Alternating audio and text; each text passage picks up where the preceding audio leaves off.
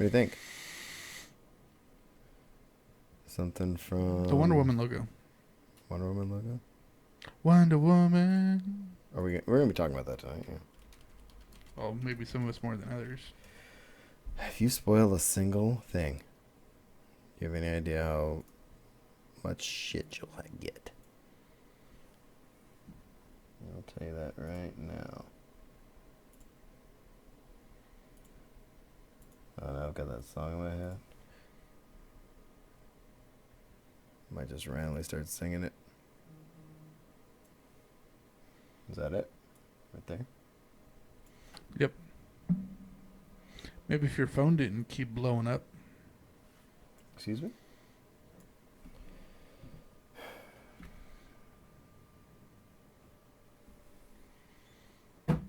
How about that? All right, let's get this show on the road, literally and figuratively. I mean, not figuratively, more literally. Figuratively, we're not actually on the road.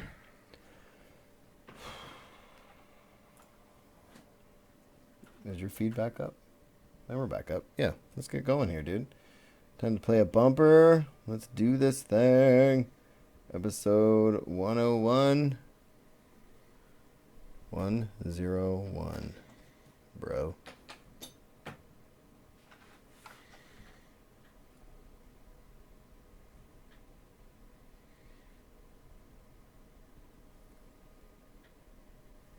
Oh, I just was waiting for the chat room to catch up. That's all. No big deal. Does that look off kilter? You look off kilter. Looks a little off kilter. Alrighty. Let's do this.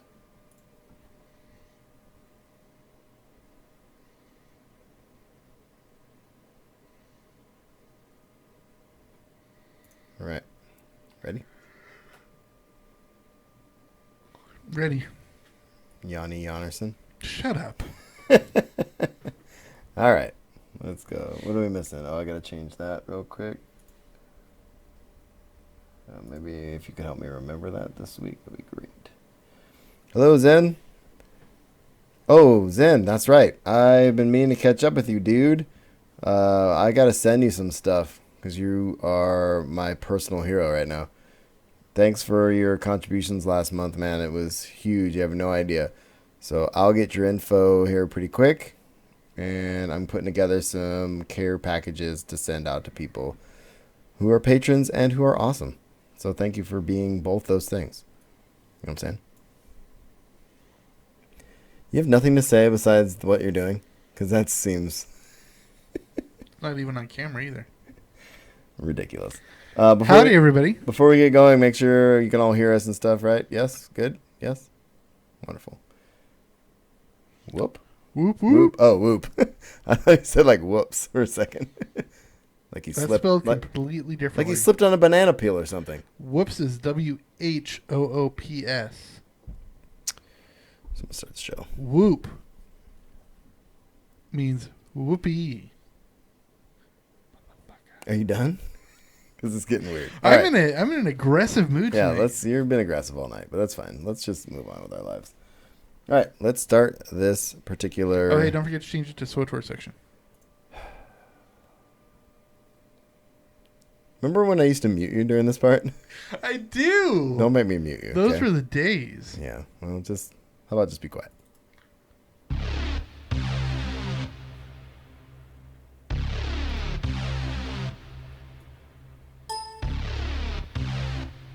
Blast came from the Death Star. That thing's operational. Dr. Banner. Now might be a really good time for you to get angry. That's my secret, Cat. I'm always angry. I feel like nobody heard that. Anyway, hello and welcome to episode 101 of the Usual Podcast. Podcast where we discuss Star Wars: The Old Republic, the Star Wars franchise, and geek and pop culture. I'm your host, Marshall, and with me is my co-host, Will. What's up, buddy? Hey, buddy. And I love the little pregnant pause you had there because Yeah. what does it say in our show notes? Well, you already wrote first tangent, and there's 3 lines into our show notes, so please, tangent away. I would just like to say that no matter how much crap I've given you today, which has been a lot, That's a lot. it's National Best Friends Day. Aw. And I love you, my friend. Oh, that's nice, buddy. Right back at you. Hashtag National Best Friends Day. Is that actually a thing? Yes. Well, here we are, making it sappy to start the show. But I like it. Okay, that's too much. So we're just sitting here enjoying our usual frosty beverages. What are you drinking, dude? I had a nice Blue Moon with dinner, and so that's what I had. Yeah. Tonight, I'm drinking what my wife usually gets me for WOG night, which is tomorrow night. I decided to break into it early. It is Hop Valley Brewing Company Alpha Centauri. It's an Imperial IPA. It's about 9%. The Nice. issue is that usually puts me to sleep at the end of WOG night. So let's Makes you fall asleep in elevator shafts. yeah, let's not make this too long of a show because I might pass on. But anyway, here we are. Anyway, dude, so before we get started, if you have comments or questions, you can find us at theusualpodcast.com. Email us at theusualpodcast@gmail.com. And we're on Facebook, Google+, Pinterest, Instagram, Twitch, and YouTube. I am at Darth Pops on Twitter. Will is at I'm Will Griggs. We're on iTunes, Stitch Radio, and Google Play, and all those other places. So give us a like, give us a share, and all that. Stars. Stars are good. I like stars. Stars are good. As always, we have the timestamps in the show notes. If you're not a SWTOR fan and you're not watching live, thanks to everybody in the chat room who is doing so. We will do our darndest, our absolute darndest, to keep track of the chat. I'm bad at it. That's Will's job. And might as well just throw it out here now Yeah. that I'm going out of town for a couple of months. Oh, yeah. But I will still be recording, but I will be on remote location. Yeah, back to the old school days, dude. Old school days. It's weird. We had our 100th episode where we recapped how we started the show. We never really mentioned like all of the weird technical things that we were doing. Yeah, when the show first started, my equipment basically consisted of my laptop, my iPhone headphones, Right. my RV, Right. in a fraternity parking lot. Yeah. And that went on for a while. But anyway, it is what it is. We're going to get some guests on hopefully next week as well. And it's going to be a good summer, man. I mean, it's easy to record remotely. It's 2017 after all. It is nice though, kind of hanging out, sharing an office with you. Yeah, it is nice. I won't be able to do this anymore. Yeah, I don't. Nobody wants to see that anyway. Anyway, let's get into Star Wars: The Old Republic, dude. Unless you have any other housekeeping thingies to do. Nope. To talk about. That's it. I lost my bumpers. They're gone. Oh, here they are. You want to fight? I'm ready. You do not have to stand against me. Instead, I will share all of this with you if you will only kneel. Really? I was off camera. That time. All right, anyway, so weekend game, dude. What did you do in Star Wars: The Old Republic, my friend? Well, like I said last week, I was going to be playing while the kids took their SATs on Saturday. Let that go. And I did. Yeah. And Success. Yeah, you know what I did? I ran the Battle of Ilum with my consular, y'all. CXP4. What? 4? 4. On my Like- consular. You're killing it. Killing it, y'all. Anyway, well, you're not making much progress, but at least you're playing. I am, and I'm looking forward to tomorrow being the last day of work for a while, and I can play. Oh, yeah. What happened? Oh, yeah. Last day of work. I'm excited about that. Yeah, same here, dude. I played actually on and off the beginning of the week, but last Friday we did WOG.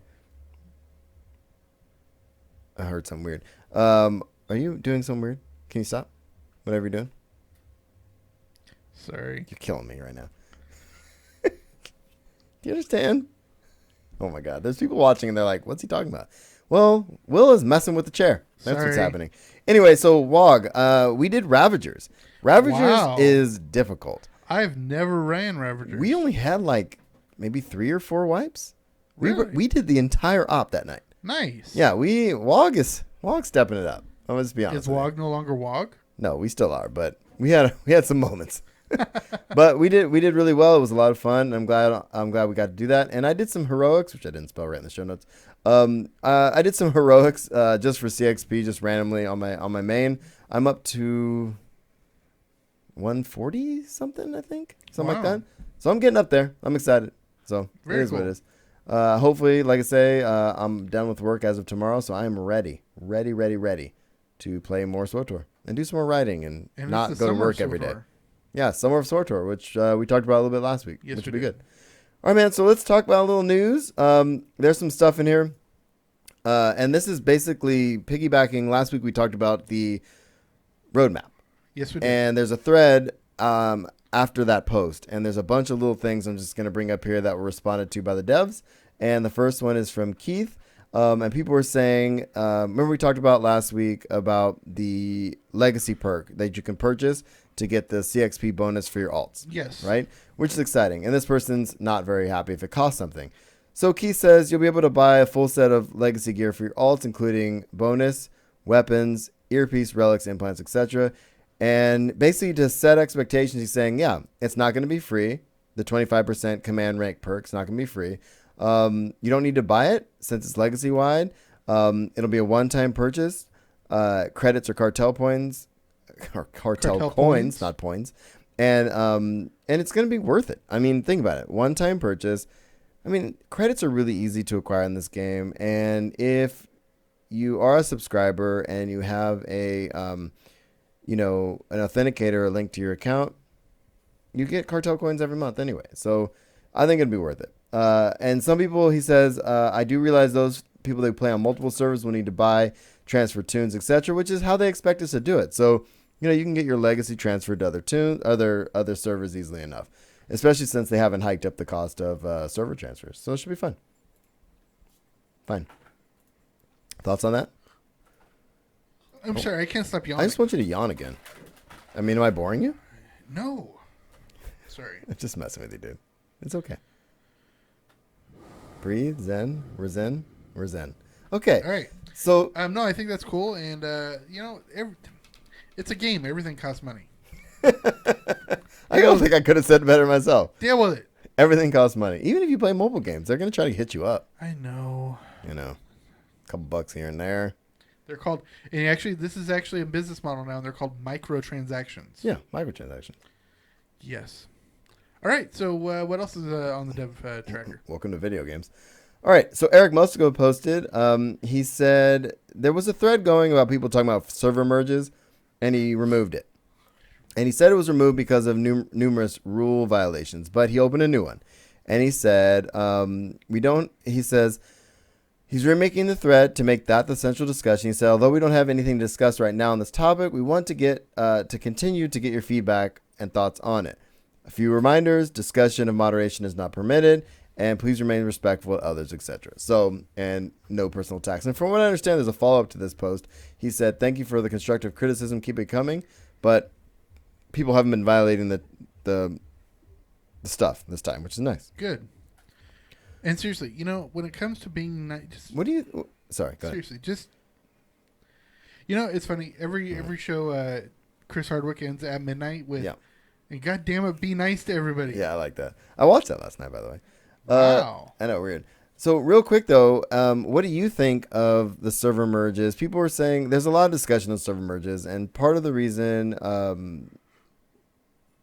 I don't know if I want to get into it, but server merges. For me, it honestly doesn't matter because server merges really just bring up populations, which is what you Right. need for doing PvP and all that stuff. And I don't really normally do that outside true. of WoG, so it doesn't affect me all that much. I gotcha. Yeah, and I think that's a debate. It's the debate between PvP, RP. Do we keep those things separate? Now that we have the phases for PvP and PvE, that doesn't matter as much. But then there's the RP. Should we keep it separate? But also, server transfers are so cheap.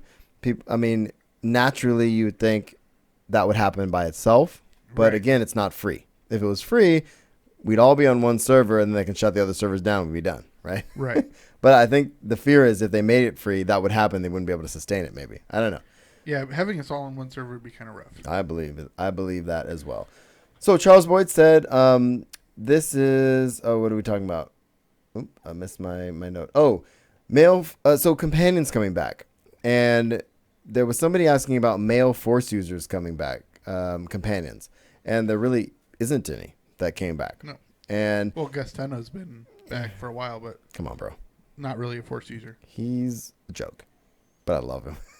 I love that guy. He's the shiny man. Yeah.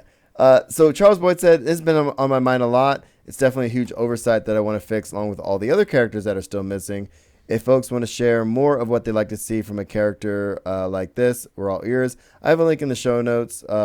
These threads are just ongoing.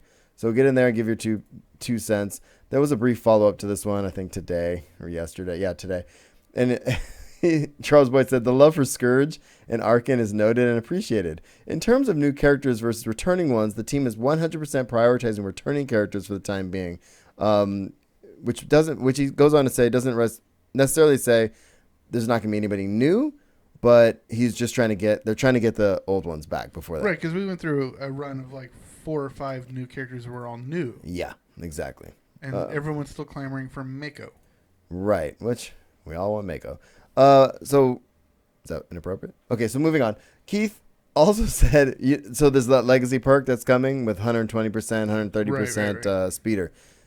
I like this one. I think this is really interesting. Somebody says, Keith, I'm curious, not sure if you've thought about it or if it was brought up when the legacy perk's available to increase the mount speed beyond 110, is it going to affect Rocket Boost or it's going to stay at 110? Ooh. Because Rocket Boost you can use over and over and over again as long as it's off cooldown, right? Right. Anywhere, right? And so Keith says, I was curious too, so I checked with this and I found Rocket Boost works on a different system and won't benefit from the boost. Okay. Basically, the boots ignore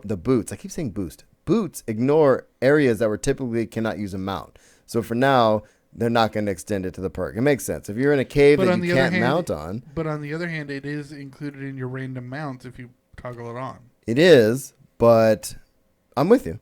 It is included there, but you can use it anytime, whether you can use a mount or not. So I think they're trying to strike a happy medium there, maybe. Yeah, I don't know, something like that. Because they don't want to make it where you can run past mobs without getting knocked off your boots. I agree. So flashpoints. I thought this was cool. Somebody was asking if the new Flashpoint is going to have a story mode. Sorry, it's going to have a story mode so everyone will be able to continue the story, because he's basically saying like not everybody can do Flashpoints with a group.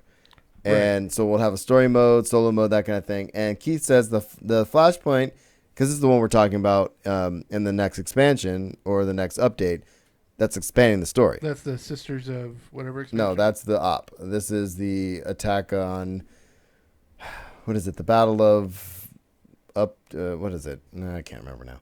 It doesn't matter. Go ahead. Well, it does matter, but it's fine. But basically what it says is this next Flashpoint will have a solo story mode, veteran, and master mode. In fact, he says any new Flashpoints will have all 3 modes, which is pretty cool. Yeah. Which is good. And PvP on Iocath, somebody was talking about that today, and he says that somebody was saying, there's no PvP going on Iocath, even though in all the promotions that was happening. And Charles also jumped in on this, and he said, you're right, our goal is absolutely to encourage open world PvP on Iocath, and one of our main motivations for including stuff like playable vehicles and op bosses and player loot was to make PvP on Iocath a unique and interesting experience. It just doesn't seem to have grabbed people's interest, he says. And he doesn't think that forcing players to participate in PvP is the answer. I agree. And SWTOR's just not that kind of game. And obviously keep the feedback coming, but yeah, I mean, that was one of the things I didn't like about the GREE event was being forced into PvP to do those PvE objectives, and the PvP people probably were thinking the same thing. But, well, probably not. But the bottom line is, I just think, I don't know, people are either going to do it or they don't. I mean, we had Outlaw's Den for how long, and people didn't use it. You know what I mean? Yeah, you can still just run through there without even being harassed. Exactly. All right, man. So one more thing, a couple more things, actually. Somebody was, I don't know if I want to bring this one up. It just had to do with somebody saying like, these posts seem kind of scripted and the outline makes you guys seem like you don't really care, blah, blah, about the classes. And he's like, some things do sound scripted because of the way they're written and the process of getting it published and stuff. Right, but, right. It is what it is. And that has to do with class balance and stuff. There was some issue, and I didn't follow up all the way with this because I didn't. So some of those packs are back from the first Nightlife event. Oh, really? The packs that were available during the first couple of them are there, I think. And I looked through some of them the other day, and they were all just old stuff. But, if you get them, then that's one of those things that is so rare you can get it, hang on to it, and sell it later, that kind of thing. Right. But there was a discrepancy with pricing, and I don't 100% know what happened, but there was a thread on there that said, there was one post by Eric saying, we're going to fix it in the next 30 minutes, and someone's like, oh, I should buy a bunch then, because I think the price was a lot lower than it should have been. Right. And so hopefully they did, and they make money from it. So more power to them. More power to you. And last thing, class changes. This is the big one. Class changes are coming, and they started a thread for a couple of them already. And this is Eric saying, as Keith mentioned in the roadmap, they're starting the process of having a weekly discussion threads here on the forums. And the first topic, class changes coming with 5.3. And really they're saying that the following is each class discipline we're currently looking into changing. By Friday, which is tomorrow as of recording this, we'll begin posting in-depth threads. I think they posted one already, actually. But basically it's Sork and Sage, PT and Vanguard, Assassin Shadow, Sniper, Gunslinger, Merc, and Commando. But there's specific ones underneath that they're looking at. So check out the link in the show notes. But what he's saying is you'll obviously have a number of questions, and here's a few that might be on your mind. Why are these disciplines being looked at for changes? And he says between data and player feedback, these are the disciplines that appear in the most need of change. Makes sense. And he says, what about the missing ones? Doesn't mean those won't be getting changes, but They're not a priority. they're just not at the top of the list, and they're not as big, like you said, higher priority as the other ones. And when we'll get the detailed breakdown of it, and that's happening here pretty quick. So that's good. Cool. We never get really big into class changes and stuff like that, but I'm glad it's happening. And as this other post I have in here, it's only a start, so don't get mad. People are like, you only gave us this one. And it's just like, guys, Chill. it's going to be okay. It's 5.3. It's not for a bit. It's going to be okay. Yeah. It's going to be okay. Want a positive note? Positive note. Remember that event that happened over the weekend? Yeah, play to give. Yeah, dude, it happened. We did it. We won. Nice. So there were they surpassed the 1 million group activities during EA's Play to Give weekend. And if you participated in that or logged in during that weekend, you get not only the Galactic Defender title, but you also get the pet as well. And I already logged in and got it. The pet's adorable. It's red and cute. I got it on my console.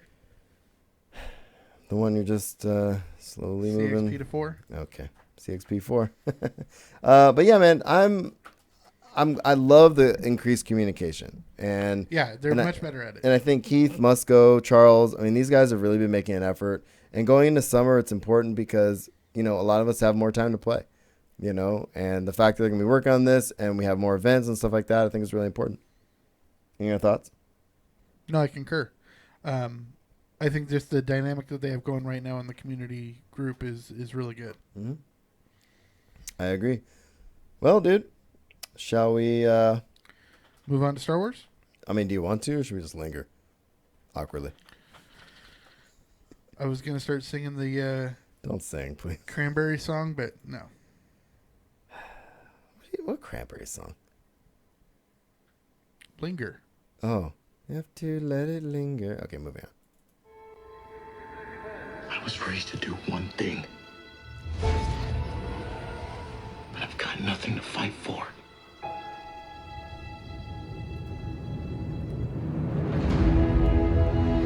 Nothing will stand in our way. I will finish what you started.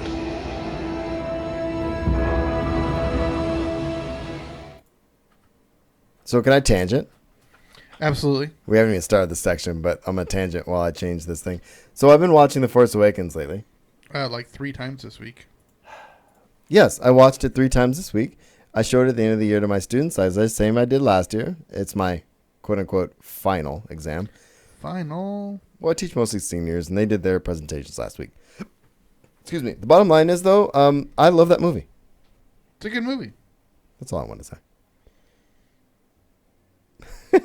All right, so let's get to no more than that. I really do. That movie is quite special, and I'm really excited. So what I did was I showed the movie, and then I showed the trailer to The Last Jedi after, so the kids they can get excited. Right, yeah, I mean, exactly. it's coming up soon, so I'm pumped for Last Jedi, which we have some news about in a minute if we ever get there. Let's get there.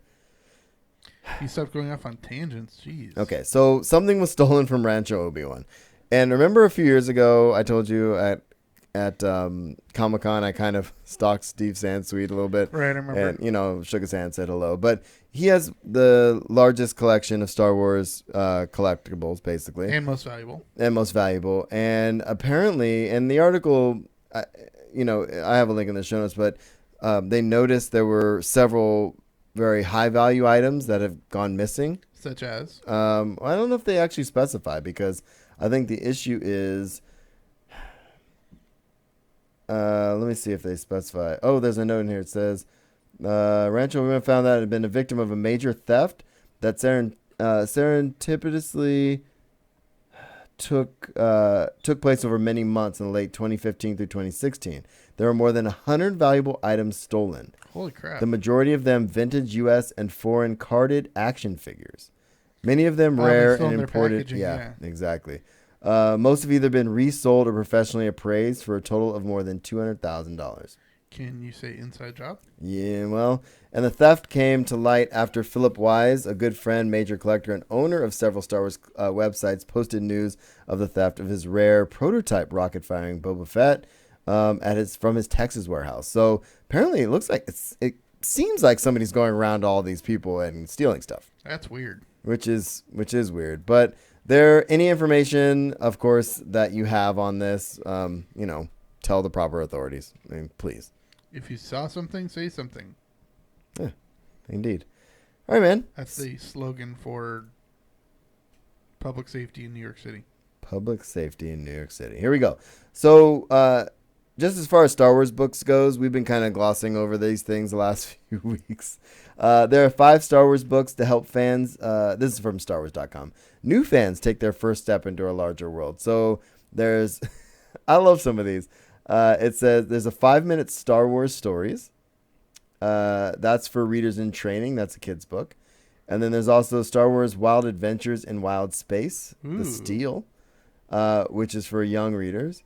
And then this one we've talked about before. This is Join the Resistance. Right. And that is also for preteens. Lost Stars by Claudia Gray, which came out a bit ago. And, it's a couple years ago. Yeah, and then Aftermath, of course, which is for adults. But it's good to kind of... Those first 3 books are perfect for your girls. Agreed. But what I like about it is they put it into these neat packages. So if you read those 5 books and you hadn't seen, and then you saw the movies, like you'd have a base. Yeah, which you'd is have good. a good base. Yeah, I like that. All right, Han Solo movie stuff. Are you excited about this? I can't tell you. I'm getting more excited about this stuff as we go. Yes, we do. Comicbook.com is getting weird. So if you hear stuff in the background, guys, I'm trying to stop it. I apologize. I don't know what's going on here, actually, to be honest with you. What's happening? The sound's off, so I don't know what's going on. Anyway, this first thing is there's some set video, and there's a new... oh, this is great. Okay, so you know the Scout Troopers? Yes. From episode 6. Yes. Right? And so apparently... The ones that run into trees frequently? Yeah, I should throw this up on the on the side, but that's okay. Check this out. It's basically got... here, I'll throw it up there. Is he driving a tractor? Yeah, so obviously they're going to make that a non-lame thing. And this is from someone's Instagram, which is probably not good either, but check this out. But it's a Scout Trooper. That's pretty funny. But it's weird how they make these things, right? Look at this. It looks terrible. Doesn't it look terrible?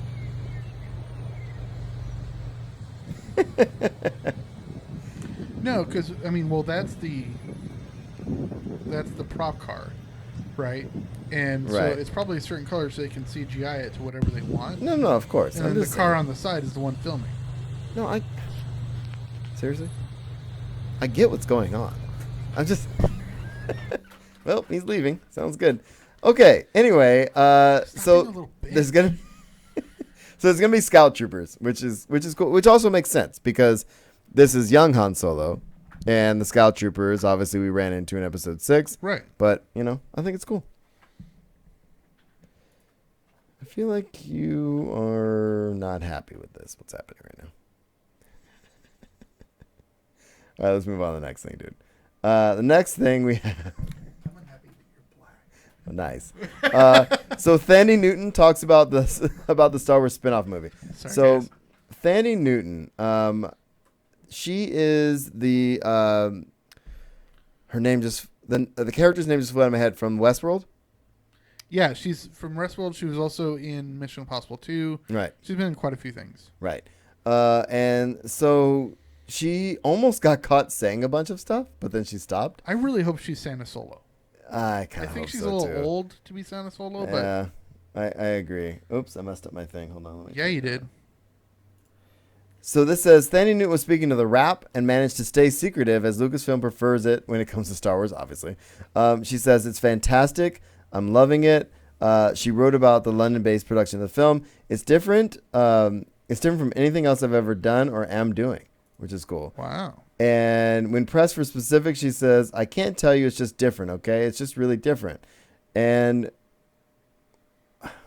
what's interesting about that is, like, I can see someone saying that about something that's really actually different. But how is this Han Solo movie different than any of the Star Wars stuff? You know what I'm saying? Well, it said anything different from what she's done. She did Westworld, bro. She did, but That's about as different as it gets.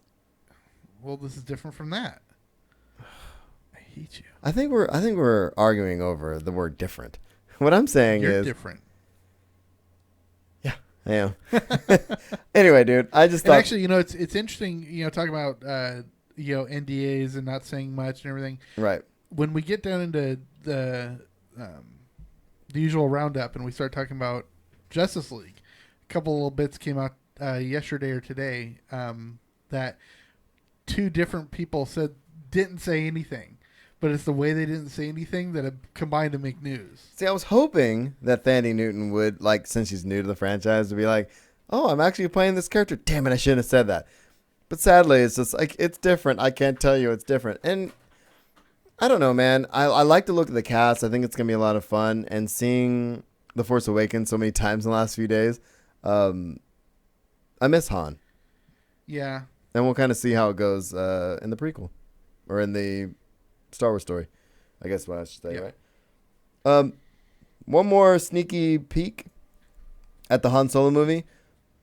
I'm going to put this up in the chat too real quick. Yeah, it says that set photo hints at Han's home. I'm guessing this is on Corellia Well, hold on. Let me see if I can get it up there. because they confirmed that Corellia is going to be in the movie. Right.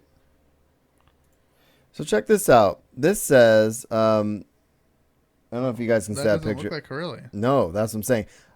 So this says a new set photo, significant Star Wars location will be featured in the film. Han Solo's Star Wars story is currently filming on the island of, how would I say that? Fuerteventura, one of Canary Islands off the coast of Spain. Canary. A new set photo uncovered by the Spanish outlet, I don't even know what that is, a series of abandoned huts and other junkyard-like gear set up on the island's beach. While it's unclear exactly what planet this set is supposed to represent, this outlet seems to believe it's Han's home planet of Corellia. The translation of the speculation is as follows: the home of Han Solo emerges from the white sand of the Jandia Natural Park.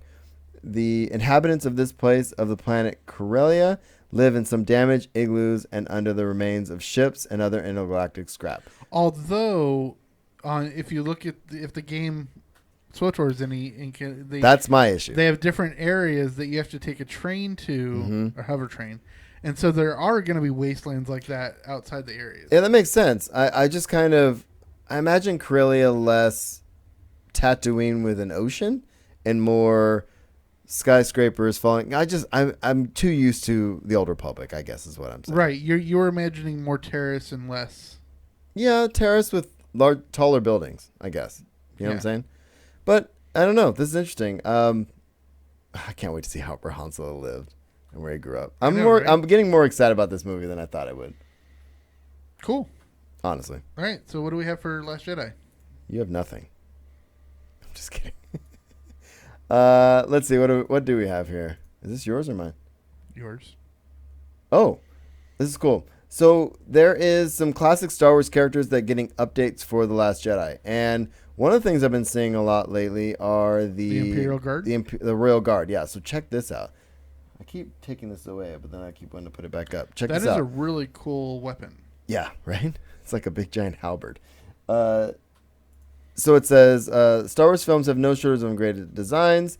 And so this is basically what we're looking at here. Editor-in-Chief Jason Ward says they chose that specific guard to render to show how different they are from the Royal Guard. And the drawing also reveals the character's weapon, which is an energy blade jetting out along the edge. Oh, it's badass. And if you notice, the outfit is much more form-fitting than the loose robes that the Imperial Guard wore. Indeed. Means they're going to be doing some sick flips and stuff. Yeah. That's- Lots of body movement. What's the other line? Sick flips and... I don't remember what it is. And I don't know. Okay, it doesn't matter. So the release date, as usually happens, is getting changed in the UK for The Last Jedi. Yeah, by one whole day. One day, and I think, we had some debate about this with The Force Awakens. Is it because they're ahead of us in time? I don't think so. I don't think so either. I don't know how time works. But the bottom line is it's coming out December 14th instead of December 15th. So I would say on December 14th, United States peeps, just, avoid the internet. Or take a flight to London. Or let's all go to London. We're not going to London. I was going to start singing London Calling by... Screw it. All right.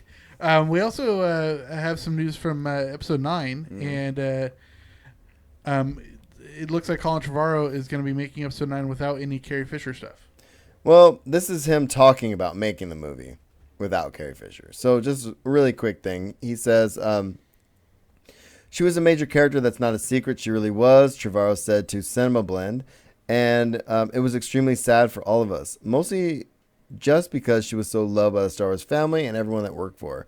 I believe, like our opinions are limited, mostly by ourselves, in that there is only certain things that we are willing to do. But I can guarantee it will be handled with love and respect and all the soul that Carrie Fisher deserves. Yeah, it makes sense. Yeah.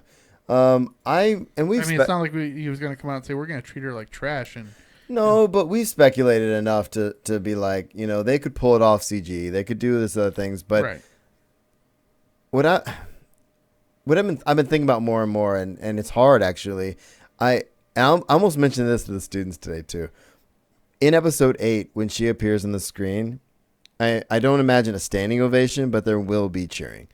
Definitely. When she hits the screen. But in episode 9, I've been thinking more and more, and an easy way to write her out is to say, something happened to her, and then start the film maybe with a funeral, or something like that, or a service of some sort for Carrie. Put it in the crawl. You could do that, but I think it'd be nice to show the characters reacting. No, I'm saying put it in the crawl and then... Yeah, and then say, off, At the funeral. Yeah, I like that. At the end of the crawl, tragic, something happened to, I keep wanting to say Carrie Fisher because it really did, but to Princess Leia, and then start the film off with that. I don't know. With a funeral pyre. Exactly. Go the way of Vader and all that. I think that's I think that's interesting. So I've been thinking about it a lot lately, but mostly because a lot of my students who were actually bummed that she died, like I'm showing the movie, and every time she's on the screen, they're like, "Oh, yeah." All right, episode 9. What else do we have? Obviously, and this is the same conversation. Colin Trevorrow basically says there will be a very satisfying trilogy ending to this one, which I would hope so. I mean, but why do you think he's saying that though? Any ideas? Well, I think it's to actually to confirm the whole idea that it is a trilogy. Yeah. It's not like, because they're going to be making more movies past it. And they're just saying this is a standalone trilogy that's going to end, and there's going to be closure to the Skywalker saga. Exactly. And I think that's important, man, because, really what it comes down to is there's a lot of these franchises that they ended on some sort of cliffhanger. They don't close it up, right? And then what it comes down to is then they don't get renewed or they don't do another movie. Exactly. And there's no closure. Yeah. Star Wars fans aren't going to deal with that. No, they won't. So real quick, game news. Battlefront 2, there's a demo over at EA Play. That's going to have a multiplayer battle on Naboo. And evidently it's going to take place in the city of Theed. That's cool, dude. And I keep seeing advertising for it. I think it's gonna be cool. So That is cool. again, I'm willing to check it out, but I may not pick the game up, but we'll see. Merchandise? Oh, I did not see this first bit of news. Oh, Please tell me about you're it. gonna love it. I'll give it to the chat too, since there's all of two of you over there. Here, check this out. If I can figure out how to do things. Here we go. All right. So check this out. The first round of Funko exclusives for Star Wars have come up. Check these out. So we have over here, we have Bodhi, right, from Rogue One. Right. We have a Combat Assault Tank Trooper, okay, from Rogue One as well. And then we have, this is my favorite, a 6-inch Supreme Leader Snoke glow in the dark. Nice. How sick is that, right? And then they also have a holographic Princess Leia and R2-D2. Oh, that's awesome. Yeah, I love that. That one's personally my favorite. So the way they do exclusives at Comic-Con, which I'll talk more about later, especially with Funko, you go to the sales pavilion, you hope to get into a lottery, to get a ticket, to get in line. It's a whole thing. It's madness. But Or you could just buy it for 4 times the price at the vendors later in the weekend. yeah, minimum. But you're right. Speaking of merchandise, you'll love this one too. I don't know if there's a picture of this one actually. Oh, I've heard about this. Oh yeah, there's a little bit of a The picture. crawl on a shawl. Yeah, crawl. It's a scarf with the crawl on it, right? That's pretty Yeah, so bad. we just should call it the crawl on the shawl. Crawl on a shawl. That's cool, right? Yeah, seriously, that would be awesome. Yeah. If I were dating somebody right now, I'd get that for her. Yeah, get it for him or her, whatever. Last thing here, we talked last week about this pinball dealie, and I didn't have a picture or anything. Now they've got pictures. Check this out. That looks Tell me cool. that doesn't look cool. Let me get the. Oh, I thought there was another one down there. So there's an update to it. It says last week we reported the new Stern pinball was producing a 40th anniversary, and it says it's gonna. There is a slideshow. I think there are different pictures. Yeah, I think so too. But I was gonna try to find the price. First off, there'll be 3 models available: the Pro, which goes for $61.99, the Premium, which goes for $78.99, and the Limited Edition, which is $89.99. And no, I'm talking about $6,899. I was just about to ask. Because if I can get that for $70, it'd be sitting here right now. We'd be playing it, not podcasting. Absolutely. We'd be streaming us playing. Right. But that's cool, man. I just would love to own one. I just don't have $7,000 to throw at something like that. Not so But much. sadly, we don't have any parks news this week. It always bums me out when we don't have park news. I know, right? Because I love talking about parks. But it is what it is. Should we get to the usual roundup? Word.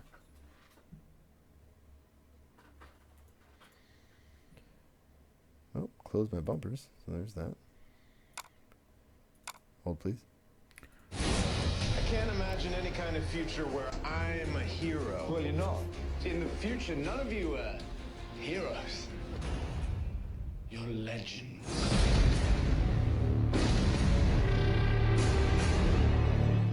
Yeah, I'm not sure why that's so quiet this week, but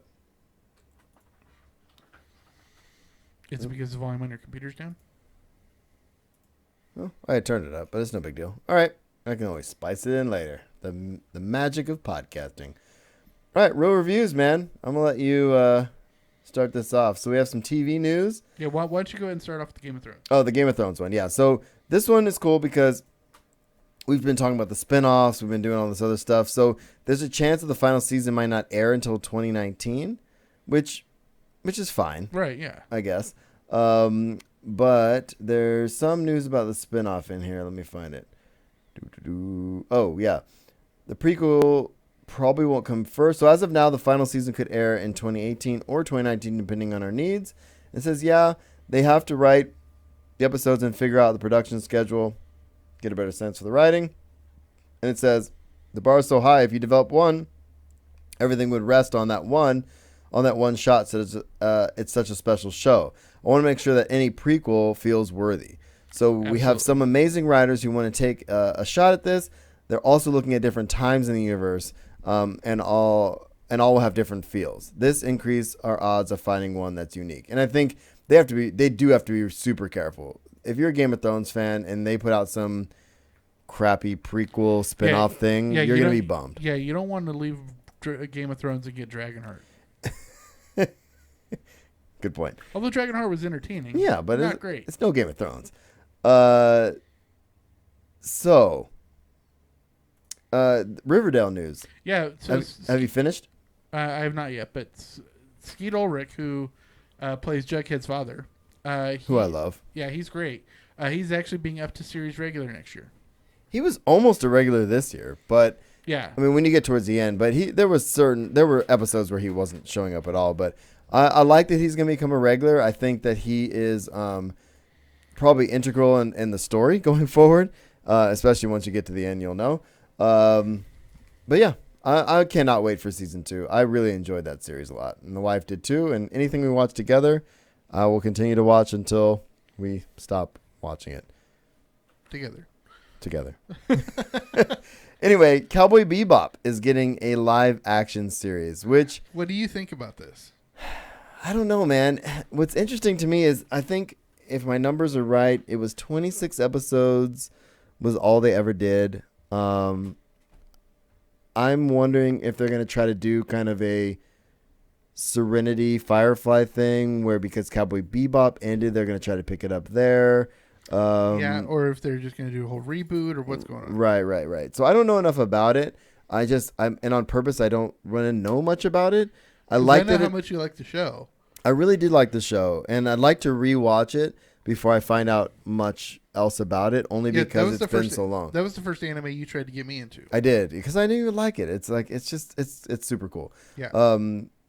But yeah, I think they have, just like going back to what we were talking about with Game of Thrones, they have to be super careful. They have to make sure. I mean, Cowboy Bebop has a rabid fan base, and it's like what we saw with the Ghost in the Shell reaction. Exactly, and so they just have to be careful.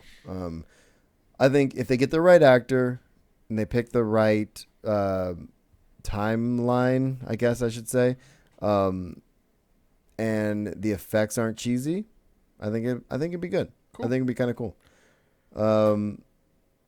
Leonard Nimoy is getting a documentary. Yeah, and this is going to be airing nationally on PBS. I'm guessing it's going to be part of their Great Expectation series. Oh, you think so? I was wondering about that. But I don't know. Yeah, I don't know either. And so Krypton is going to film where Game of Thrones is filming in Northern Ireland. Okay, I can see that. But not only that, but the main star has come out and actually given us some information. It looks like it's going to focus on Seg-El, who is Superman's grandfather. Oh, that's and cool. the whole premise of the show is that the House of El had been like one of the hoity-toity classes in everything, but in this timeline, in this time frame, they get knocked down off their pedestal. Oh, interesting. And he basically goes down and lives among the poor masses. Oh, nice. And so we'll see how that affects the House of El. Yeah, I mean, I'm not opposed to. I mean, this is on sci-fi, right? Yeah, and they're saying that this is a prequel to Man of Steel in the way that Gotham is a prequel to Batman. Mm-hmm. I can see that. What's next? Snowpiercer, which was a movie that came out a couple years ago. I'm drawing a blank with who was in it. It was oh god, this is bugging me. Hang on a second. Okay. Anyway, it says Snowpiercer, which is on TNT, is going to cast Jennifer Connelly to join David. Oh, Diggs. Chris Evans. Chris Evans. Okay. Yeah, so it was the whole premise of the movie was that it takes place in the future. The whole world is like become an ice planet, and the surviving remnants of humanity are living on trains, and they're circling the Earth. Oh, interesting. But the thing is everyone is separated into classes on the train. Huh. Okay. Right? And so that's what the premise of the original movie was. This show is going to star Jennifer Connelly, and she's going to be joining David Diggs, who played the Thomas Jefferson role in Hamilton. Oh, okay. Nice, dude. All right. Little movie news. This is cool. Did you see this? This is very cool. Rick Moranis, who basically stepped away from acting about 20 years ago, is coming back. I didn't realize it had been that long. It's been a long time. He did some country music for a while, and then he's just been off the radar. Right.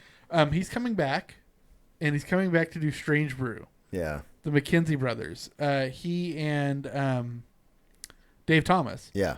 Who played the McKenzie brothers. They're coming together for a one-night-only performance to do that. But the thing is, it's going to be bringing back a whole bunch of the SCTV people as well. Yeah, that's so you're talking Catherine O'Hara, Eugene Levy, It's going to be hosted by Martin Short. Yeah. Doing a bit is Jiminy Glick. The music role production is going to be done by Paul Schaefer. That's So going to be a ton of fun. very Canadian, but Yeah. it's to raise money for a specific disease that Dave Thomas's granddaughter or daughter has or something. Daughter or granddaughter, I can't Something remember. like Yeah. Which is awesome. I love that. I don't know how it's going to be presented, though. Is it going to be like just... I think it's going to be on stage. Oh, If really? I remember, I think it's the Prince Albert Auditorium, which is Interesting. like the big Okay. one in Canada. That's cool. I believe so. I mean, let's open up and find out. I'm going to jump to the next one real quick while Well, you do really that. cool. Yeah. Well, the cool thing about it is I learned about it by listening to Hollywood Babylon this week, I'm not all the way through it. I kept getting sidetracked. and Ralph Garman brought up because he's a huge fan. Yeah, totally. And the tickets are extremely expensive. They're going to be like $2,500. Oh, Jesus. It's going to be a benefit concert in Toronto. Okay. So I'm guessing Makes it's going to sense. be at the Prince Albert Hall. Yeah, so it's going to be July 18th. But all the money goes to great money. Wow. To a great cause. So that's fantastic. Yeah, awesome. Cool, man. And I was going to bring this up because you said that you showed Force Awakens for your final. Right. My senior year in high school, for my final in physics, my teacher showed Strange Brew. Oh, that's great. So the next thing we have here, Fantastic Beasts. There's a casting call out for teenaged Dumbledore, Grindelwald, and Newt Scamander. You pronounced it correctly. I did. Go me.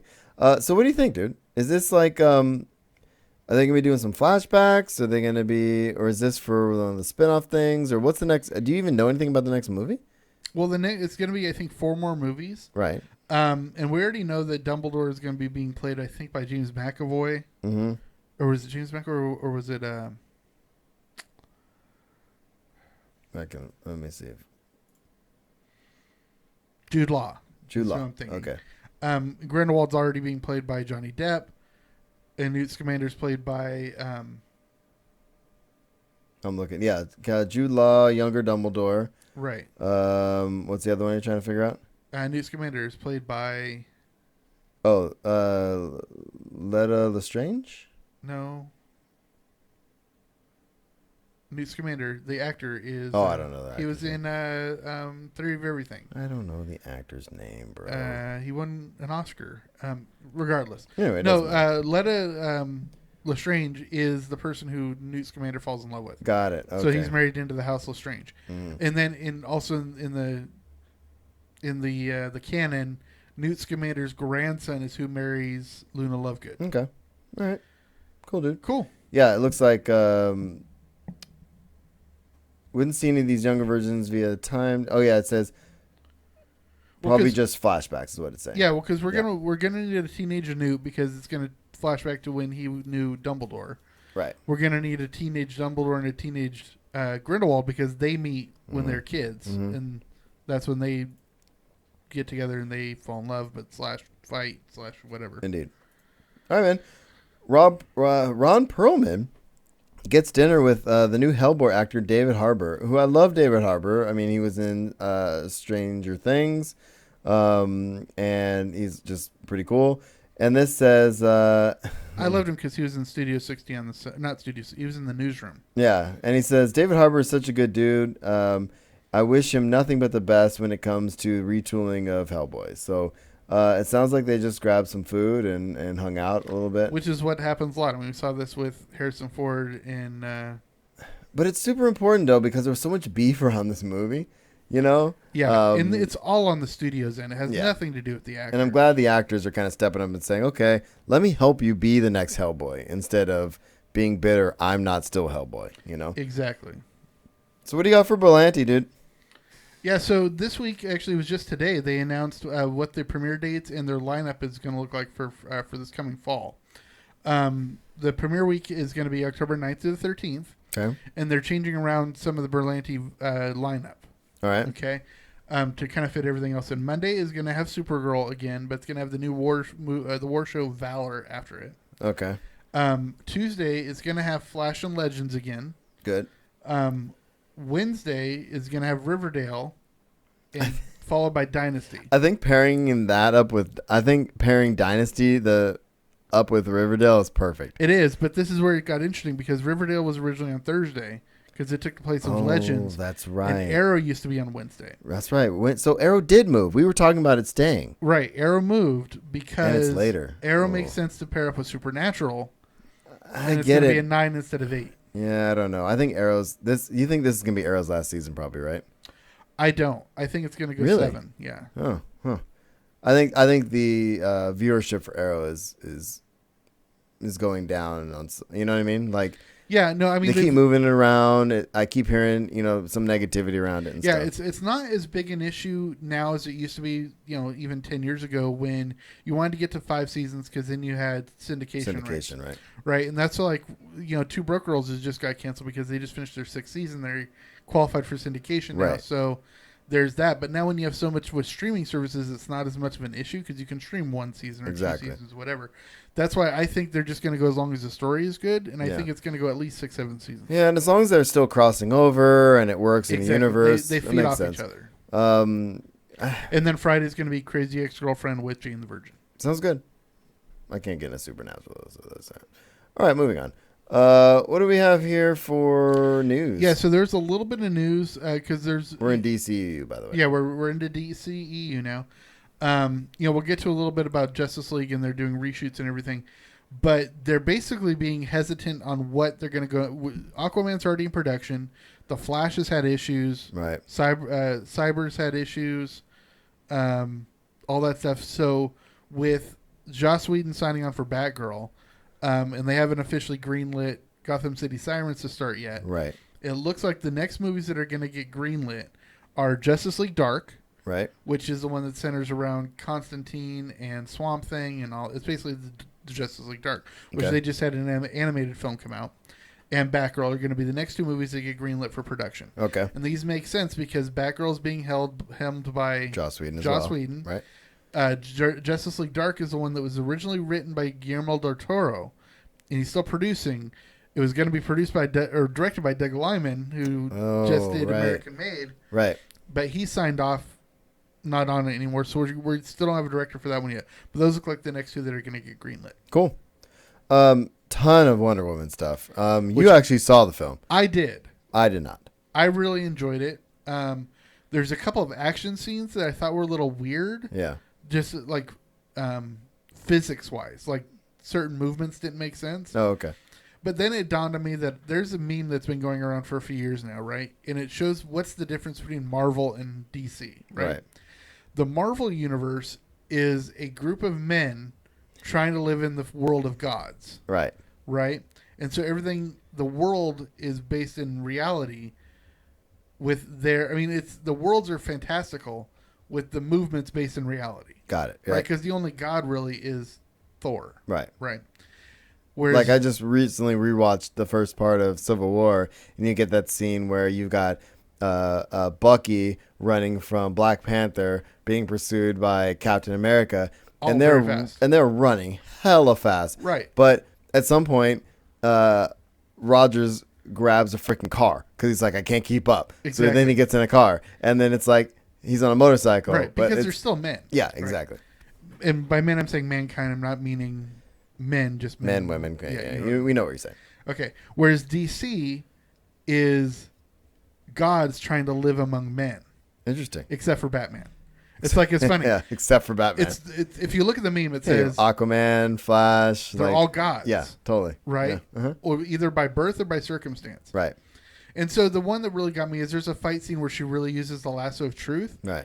And the way that the victims. Dare spoil anything. No, I'm not. I'm just saying the way that some of them move, it's like it doesn't make sense physically. But I'm like, she's a god. She can do whatever she wants. And that when you think about it that way, that they are gods. Right. In a world of men, as opposed to men trying to play gods. Right. It's much different. And I was able to get over it. I like that comparison. One day, let's talk more about that one day. Yeah, it's actually, if you look at the meme, it says Marvel. Men trying to be gods, and then it says Thor, they still haven't found me out. And then it says gods trying to be men, and it says Batman, still haven't found me out. That's funny. All right, so we have box office numbers. It was huge. Huge. It was originally slated to make about $67 million, and then they upped it to $95 million. Right. Ended up doing about, 103? Yeah, over $100 million domestically. 228 worldwide, Right. which is huge. Yeah, and it was obviously making history for female director as well. Right. Which what was it? It was It's the highest grossing debut for a female director, which it had beaten Twilight. right. I just didn't want to get that wrong. So yeah, you got it.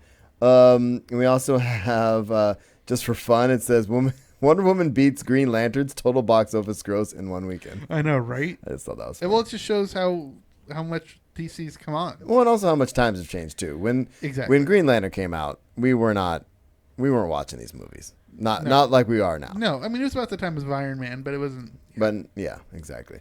So we talked about last week how Lebanon had banned Wonder Woman because of Gal Gadot being Israeli. Right. Tunisia, which is a largely Muslim country that is still technically at war with Israel. Right. It had actually only been planned to play in 2 theaters, but they suspended those. Oh, God. And now it looks like it's going to be banned Wow. for the same reasons. Same reasons, yeah. So there was some interesting Okay, so I'm very confused. In the span of 2 days, these 2 articles came out. The first one says Wonder Woman director on where the sequel will be set. She says, well, it's going to be set in America. Okay. The next one, right? And then it says the director's not signed on for the sequel yet. What the hell is that supposed to mean? Well, she might not be signed on to direct yet, but she still might be a story contributor. So You think so? Yeah, I'm sure. I'm just sure they just haven't signed the deal Yeah, yet. this says okay. So this says contrary to previous reports, Wonder Woman director Patty Jenkins has not yet signed on to direct the film sequel. Negotiations between her and Warner Brothers will begin soon. Jenkins should have significant leverage considering how well it's done. Yes. And star Gal Gadot signed a multi-picture deal with Warner Brothers to play Wonder Woman, locking her pay for the role into place. It also says Jenkins' single picture deal is said to be a standard practice for Warner Brothers, and et cetera, et cetera. So that makes sense, I guess. Yep, absolutely. Cool. I was confused by that. All right, so women-only screenings were defended by the Austin mayor. We talked about this last week, right? Yeah, we talked about how they did the women's only screenings, but the Austin mayor had somebody email him. Right. And he responded very brilliantly by saying, "It looks like somebody's hacked your account because no right-thinking person would say this sort of stuff." And like basically, don't be a jerk. Right. Don't be super lame. I love this. And if you're in the chat, I'm gonna give you this one real quick, since there's only a couple people over there. Yeah. So Go ahead. I Yeah, love say this it. idea of life-size statues. I mean, we already got last year. We had the life-size statue of Captain America that premiered at Right. Comic-Con. That was at Comic-Con. and it Yep. got moved to Brooklyn. I would love the same thing. I mean, they had the life-size statue of Superman too. God, that is so cool. This one is very cool. It's very Gal Gadot though. Yeah. I It's wish definitely her. Yeah. Right. And I was trying to find the price of it. You can contact the person who does it. Particular piece is slated to enter the market around $4,400 for the 6-foot statue, and contact the statue manufacturer directly if you would like one. Yeah, I wish they would commission more actual sculptures like the one of Captain America. Right. Because you could do certain things like Captain America is Brooklyn, Spider-Man is Queens. Yeah, I mean, that's cool. take advantage of these pop culture icons Yeah. that can give identity to a neighborhood. I agree, man. Suicide Squad Yes. sequel is reportedly started filming next year. Yeah, it's one of the few that have already been greenlit that haven't started yet. Well, award winning. Academy Award winning, for the good love of God. And Anyway, actually, it's not. I've seen it 3 times now. have you? I saw it twice in theaters and 1 at home. I like the movie. I no liked problem. the movie, and Yeah. actually, the worst part about it for me was Cara Delevingne's performance as the Enchantress. Yeah, that bugged me. That and the bar scene bugged me. As much as I love a good bar scene, The bar scene was much better in the trailer if they hadn't cut out some of the scenes. Because there's this one scene where no, I get the conversations, but pacing wise, pacing was very odd. they're about to go into battle, and then all of a sudden, let's stop off for a drink randomly, and stop doing what we're doing. Yeah. It was really weird. They could have placed it somewhere different in the movie, I think. But I think the scene itself as a standalone played well. I just wish they had done the part in the trailer where everyone's ordering their drinks and Yeah. Harley Quinn's behind the bar, and then Diablo orders the water, and he goes, "That's a good idea." No, I like there was a lot about that movie I did enjoy. So, all right, so Justice League. Let's get into this. So, of course, reportedly there has been they've started significant reshoots. Right, which we already Which, talked about last again- week. And the thing is, when you have blockbuster money behind it, you're going to do significant reshoots. Because you need to make it right, especially following Wonder Woman. Exactly. Nielsen, And especially when you bring in a new director to finish it off, they're going to have Right. reshoots. is this next one you? Yeah, and this is where I was talking about how two different pieces of news come together to give you news. Or two different pieces of non-news. Right. Okay. And actually, I'm going to talk about the first one second and the second one first and third. I don't know what that means, but go ahead. All right. When the trailer got released, we saw a battle scene between what looked like the Amazons and the Apocalypse. Okay. Okay. And the Apocalypse is the group headed up by Darkseid, right? And the Amazons were headed up by Connor Nielsen's Queen of the Amazon, right? Okay. Well, in the scene, you see the Queen and... See, I don't want to spoil anything. Don't spoil anything. Okay, I'm not going to spoil anything. Okay. But by putting this together with the fact that Nielsen and Robin Wright have said they both signed on to do something in Justice League, Right. it looks like that battle is what's called the War of the Gods. Got it. And they reference it in Wonder Woman. It looks like it's just going to be a flashback major scene in Justice League. Awesome, So, dude. Big news. Big news. Sweet. So Disney today, This is great. Go ahead. we already knew that DuckTales was coming out, Yep. and we've talked about this. And we knew there were some names that were attached, but we got a full cast listing today. Yeah, this is great. So I'm just going to run through this really quick. No, do it. Donald is going to be played by Tony Anselmo, Right. who has done the voice of Donald for Forever. going on 30 years. Yeah. He's since the 80s. The first thing I remember him doing the voice in was Who Framed Roger Rabbit. Oh, So you're looking okay. in the late 80s. Yeah. Scrooge McDuck is going to be played by David Tennant. Which is brilliant. I love it. Huey, Dewey, and Louie, respectively, are going to be played by Danny Putty, Yeah. who was in Powerless. Right. Ben Schwartz, who's from Parks and Rec. Oh, right. And Right. Bobby Moynihan from Saturday Night Live. Okay, good. Okay. Launchpad McQuack is going to be played by Beck Bennett, who is also from Parks and Rec. Yep. Webby Vanderquack is going to be played by Kate McCucci. Why does that name sound familiar? She was on Scrubs for a long time. Yes. She's part of Garfunkel and Oates. She's Okay. been in a whole bunch of stuff. Love Scrubs. Fenton Crackshell Cabrera Okay. who's also Gizmo Duck, Yep. is gonna be played by Lin-Manuel Miranda. That's great. Gladstone Gander, who is like the main That's right. Yeah. hoity-toity person Right. in response to Scrooge McDuck, is played by Paul F. Tompkins. Fantastic casting.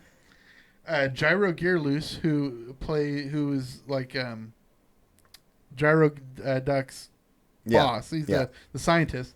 Is played by Jim Rash from What is that from? not Parks and Rec, but 30 Rock or something? Community. Maybe One of those. Community. Okay.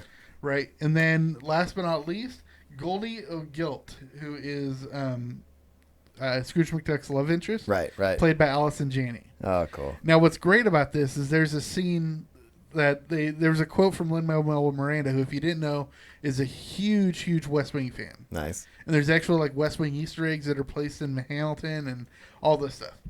Of course there are. Well, he came in to do some voiceover work, doing his character of Fenton Crackshell Cabrera, and when her voice came on, because she'd already recorded it and it's who he was doing it with, he goes, "That's C.J. Craig," because he didn't know who was doing the voice of the That's character. cool, dude. So it's great. It looks really cool. I'm looking forward to this. So it's just gonna be on Disney XD, or are they Yep. doing? Oh, that's cool, man.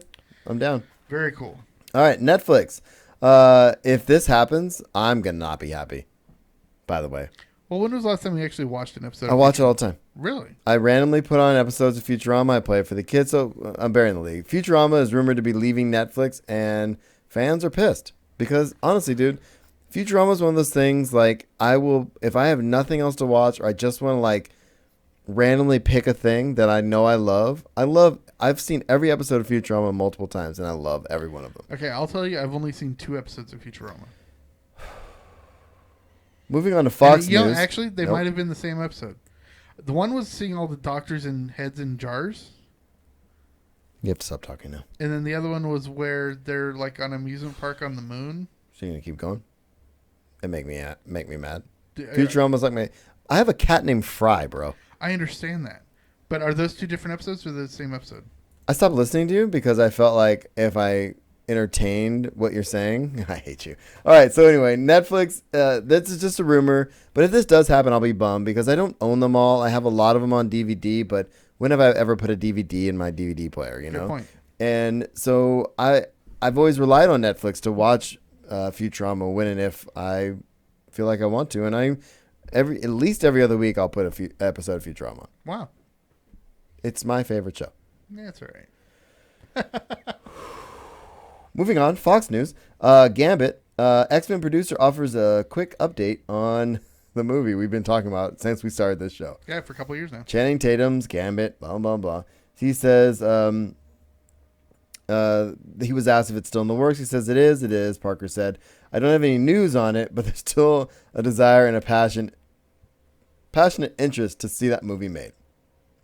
That's it. All right. Do you really think this is going to happen? This movie? I don't know. At this point, I really don't. We have literally been talking this movie since we started this show. It's true. Over 2 years. Over 2 years. Well, we'll see how it goes. Yeah. Sony news. Sony Pictures is looking to create an all-female superhero team. And the link's in the show notes for this. And this is obviously coming on the heels of, Wonder Woman and all this other stuff going Right, on. and Sony's already has the whole thing with Black Cat and And they have the Venom thing. Right. The Venom. Wait, they're the Venomverse. Yeah. Venomverse. So they got the Venomverse going. They've got the Black Cat and Black Sable. No, wait, Black Cat. What's Sable? What's the other one? I can't remember what the other one's name is. Oh, I just opened the thing. But anyway, the bottom line is I don't know enough about this. Is really what it comes down to. Silver Sable. That's it. Right, but they could always bring in Spider Gwen or Catwoman or Right. or Spider Woman, any of those. Right. So they're looking at and I think having, and that's why I put this in here. I mean, it's really not a lot of news, but I like the idea of these all female things starting and getting some traction, doing well in the wake of Wonder Woman, and going back to showing The Force Awakens over the last couple of days to my students. I think a lot more of my students were into this particular Star Wars movie for that reason. Because they had a female lead, yeah. And you don't, when you talk about Star Wars, you talk about Marvel, you talk about DC, most of those heroes end in man. You know what I mean? And you don't see that very much. You know what I mean? Correct. And so I think that's important. So I hope that happens, honestly. Rant over. Marvel news. So Stan Lee was talking about his cameo in Guardians. Right. And I thought this was kind of cool. And he says, and he's going on, he says, eventually I want to co-star in a Marvel movie. What the hell would that look like? And how the hell old would he be? I love the idea. I'll watch the man on screen and do whatever. Already, but He's 90, almost 95. is he almost 95 Yeah. already? Wow. If he's not already. And I So, almost ran him over last year. yeah, sure did. So bottom line is, he said this thing, but I just don't know what he would do. And Neither do I. I mean, Because you can't have him not be Stan Lee. I guess, or you can. Yeah, I don't know, man. It's interesting. I don't have much comment on that. Yeah, I really don't know how they can make it work. A little bit of Spider-Man Homecoming stuff. The cast and crew were talking about Michael Keaton's Vulture. There was one quick quote I was going to pull out of this. And he said, I found it... it's scrolling weird. Where is it? He says, the vultures realizing there's this black market in trading... wait, where is it? Nope, that's not it. Oh, I found a really interesting approach to what you want to call a villain, Keaton began. He does corrupt things in order to fight what he sees as corruption, and I think he has a pretty strong argument. So he doesn't even classify himself as a villain, which I think is what most villains do, but I think that's kind of cool. Yeah, absolutely. And next, we have Tom Holland who obviously, thankfully, is taking the Chris Evans, Chris Pratt approach to this, and Tom Holland, who is playing Spider-Man in Spider-Man: Homecoming, visits children's hospitals in Los Angeles, which I love. There's some good pictures and stuff in there too, which is great. Good people doing good things. I'm just so glad they're just not sitting Scrooge McDuck style just on their pile of money. You know what I mean?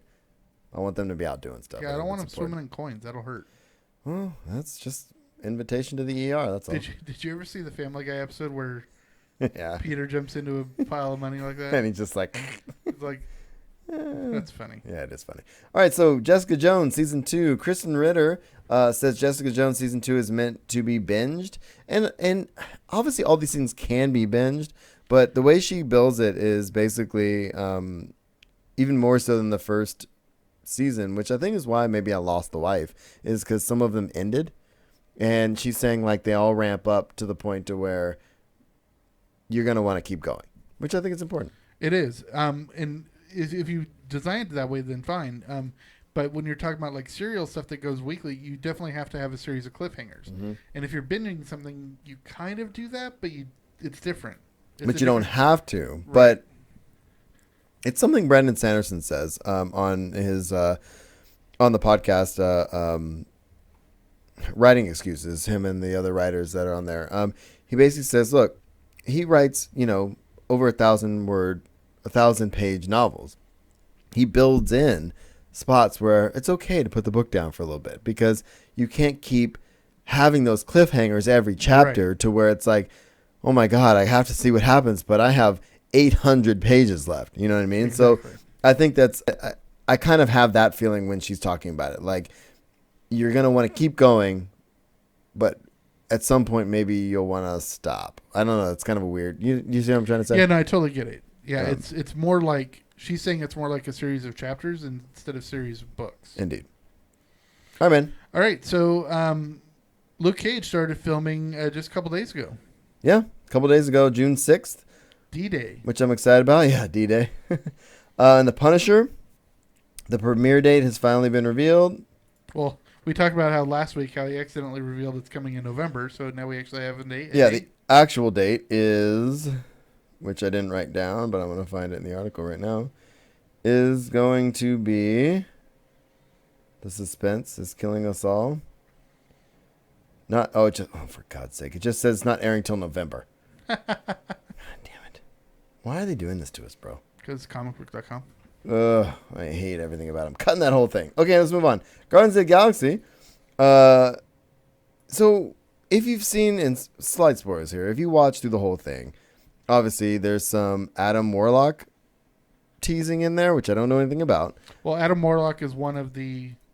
What's the big group that's chasing him the entire movie? The Ravagers? No. The Gold people. Oh, Sovereign.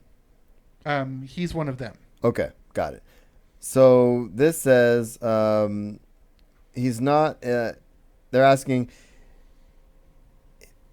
he said, wouldn't he appear in Infinity War? And he said he's not. He's not in Infinity War, but he will be part of future Marvel Cosmic Universe and pretty important part of that, Gunn said. Adam Warlock's a very popular character in the comics. Yeah. So that's cool. He'll definitely show up in the next one, I'm sure, then. Which I like. And then Ant-Man and the Wasp. Yeah, they've signed on a new actress named Hannah John Kamen. She was in Game of Thrones. She's been in a whole bunch of other stuff, so it's really cool they're bringing her on board. Cool. It's also been confirmed that Michael Pena, T.I. Harris, and David Dastmalchian are all going to be coming back. Awesome. Which is fantastic. And I didn't actually know this, but Paul Rudd is co-writing the script. Really? Yes. Cool.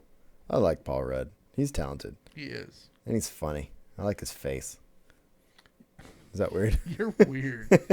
Yeah, so she's been in... Hannah John Kamen has been in Black Mirror. Nice. Game of Thrones, The Killjoys. She played a first officer in The Force Awakens. Nice. And she's also been cast in Ready Player One. Well, speaking of Ready Player One, I've heard nothing about it. It's been in production for a while. It's been in production. No trailer. Nothing. Nope.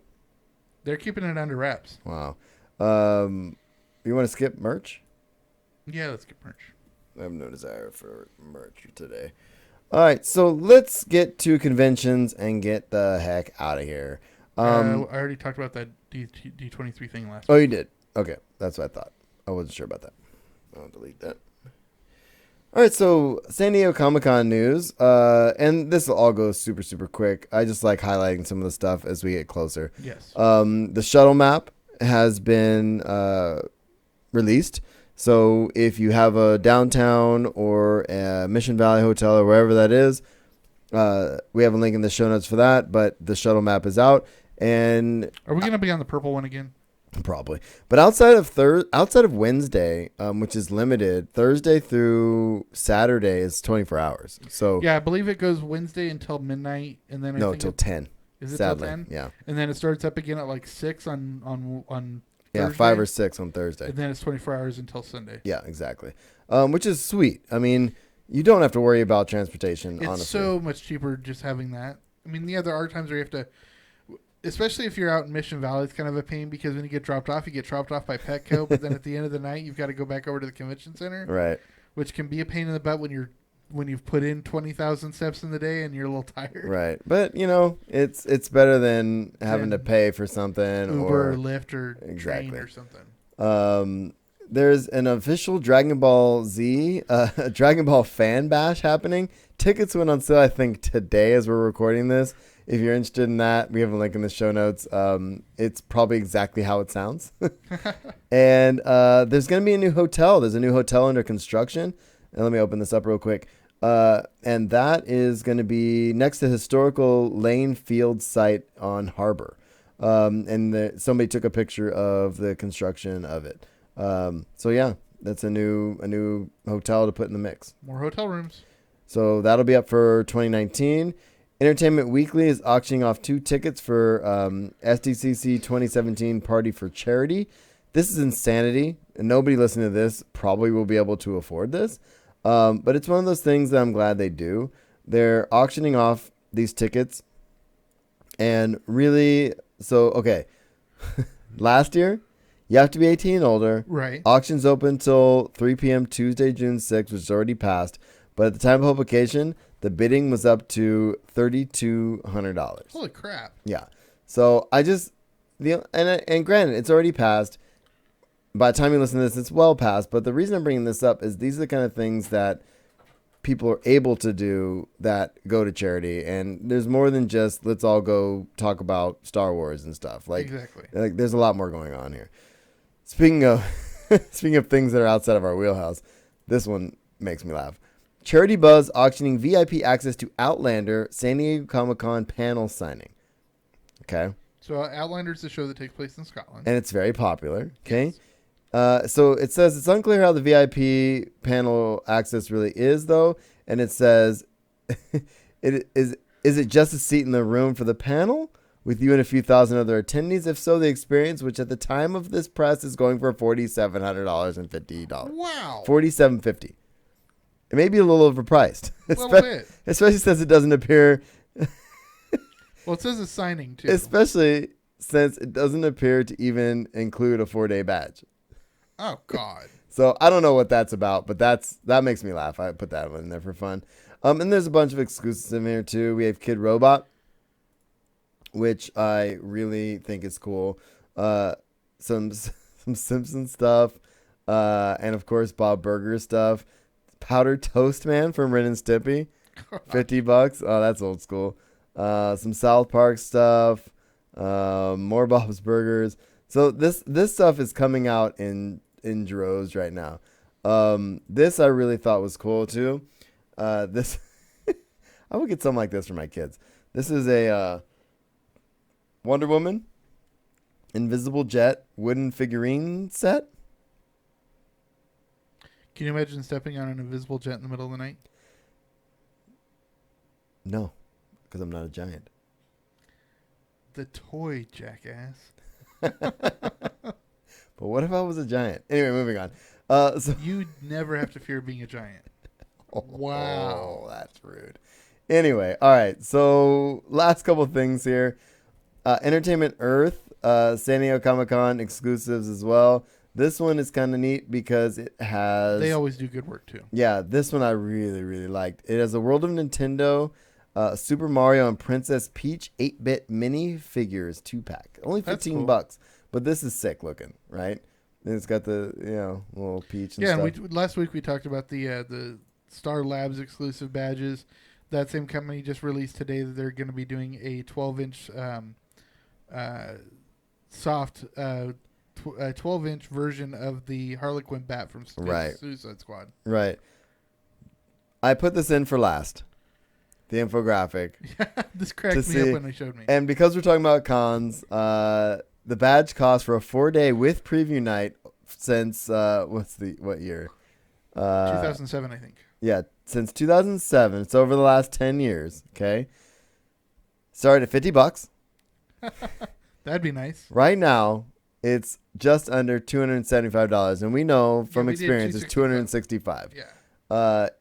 It was the same price for only 2 years. It was $75 once, and it was $175 another time, and it has gone up at least $25 every single year since. You know, it cracks me up. It's ironic. I went to Denny's last week, Yeah. and outside there was a USA Today newspaper rack, right? And I remember when USA Today was 50 cents, and it was a huge deal because it was 50 cents forever. Yeah. And then it was a huge deal when they marked it up to 75. And then I remember the Friday issue being $1, right? I went by. It's $2 Yeah. Wow. Nobody buys newspapers, bro. No, that's why they need to charge so much. Anyway, I think that's it for the day. you think so? That's it. I feel Let's like wrap it up. you're shooing me through it. I'm just kidding, dude. Thanks for tuning in to The Usual Podcast. If you have comments or questions, you can find us at theusualpodcast.com. Email us at theusualpodcast@gmail.com. And we're on Facebook, Google+, Pinterest, Instagram, Twitch, and YouTube.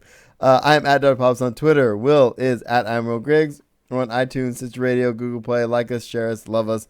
Give us some positive ratings. Give us some stars. Share us with your friends. Or stare at me like Will's doing right now. And patreon.com/usual podcast. Give us $1 or $2 an episode. Thank you to everybody who does that. Zen, Redna, Jesse, Steve, John. All you guys are amazing people. Thank you for doing that. And we try to give as many things as possible to you guys. We have care packages coming soon. We have blooper reels. We have our trailer time. And we're going to be getting lots of swag. And we will be bringing stuff with us. And we almost forgot to mention our Pucked Cantina event. How did you forget that? I don't know. I didn't put it in the show notes. I stick to the show notes pretty So we have the strictly. second annual Pucked. Yeah, so we have our event in San Diego Comic-Con. We'll be bringing swag with us this year. And we'll be giving out some stuff to those who are attending. Please let me know if you are. I'm going to put an event up here pretty quick because it's officially Saturday at around 5 o'clock. Cool. And At Mission Brain and also Company. don't forget that we're designing a shirt for it, and you have until July 1st. So you have about 3 more weeks to get your design in. You can either get it to Marshall at Darth Pops or to me at I am Will Griggs. And we've had a couple entries, and we want to see some more. Yeah, hopefully we can get a shirt going and have a fun with that. And audibletrial.com/usual podcast, another way to support our show. Thank you for doing that, those of you who do, even though some of you never do.